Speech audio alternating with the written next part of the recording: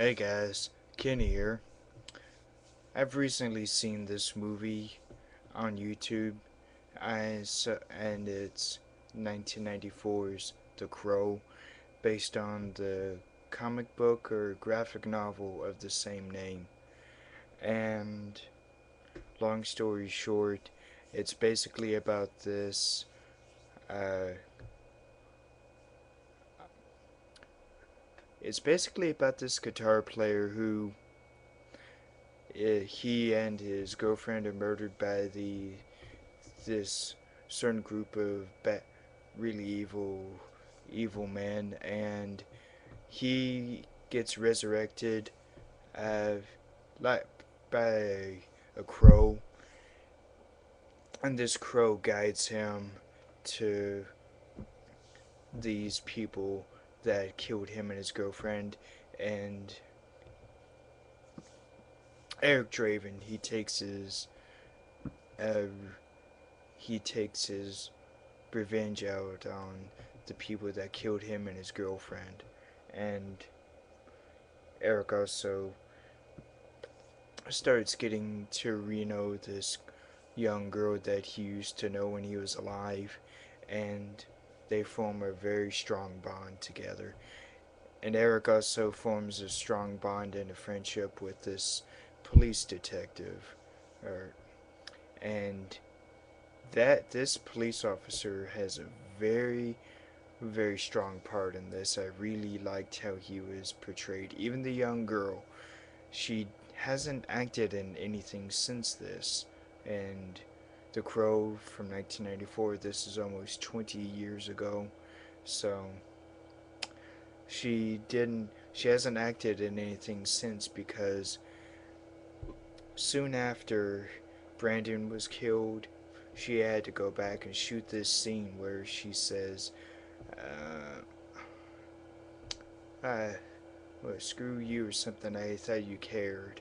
And then she's about to walk out of the home, the, uh, the home that he lives in, or room.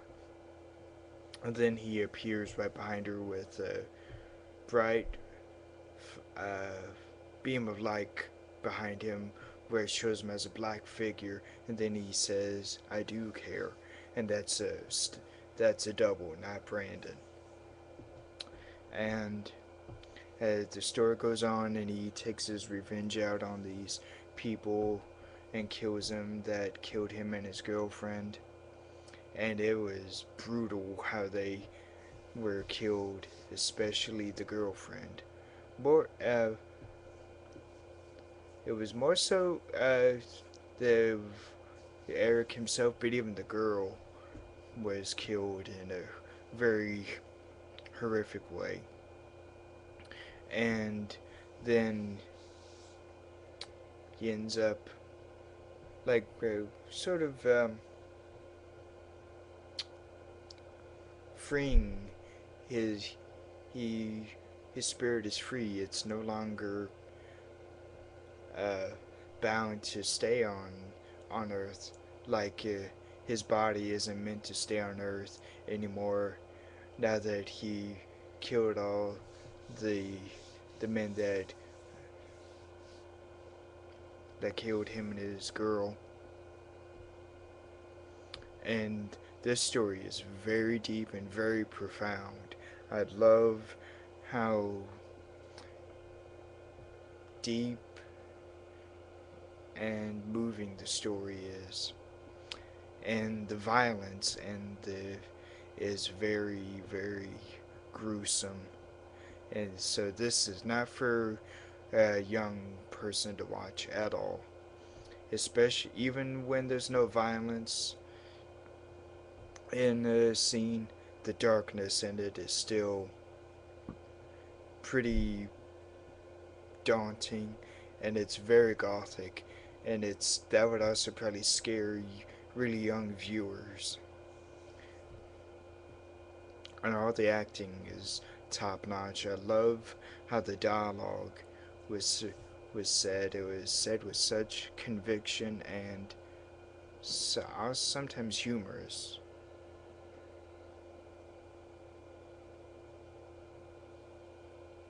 and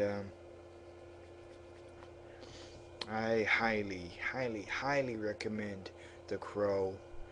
Um,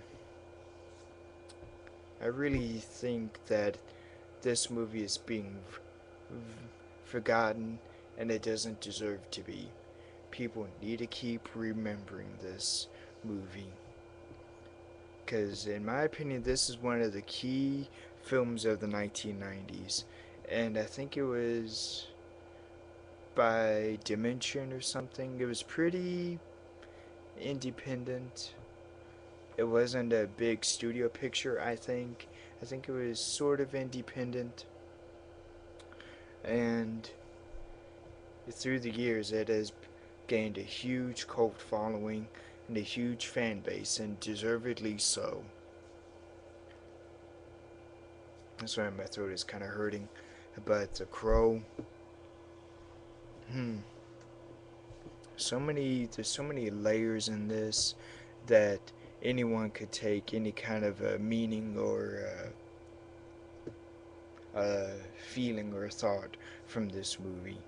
I got, I felt like it was not just a revenge story, but it was a love story, also a mystery, a crime story, action, thriller, suspense, a little bit of horror, and also a morality tale. So this has a lot of deep meanings and um, themes written into it that I think this movie is still very, very important. And I hear that it's being remade. I really hope that they try to have some of the gothic in it that was take the gothic from this movie and transfer it to the new remake, but do it in a tasteful way. Don't change it up too much where um, it will turn the fans off. It can be a little bit different, but not too much, because we want to keep some old fans connected to it, and along with getting new fans. So I truly recommend The Crow. So I think that's all I have to say. So stay cool and roll out to the movies. Bye.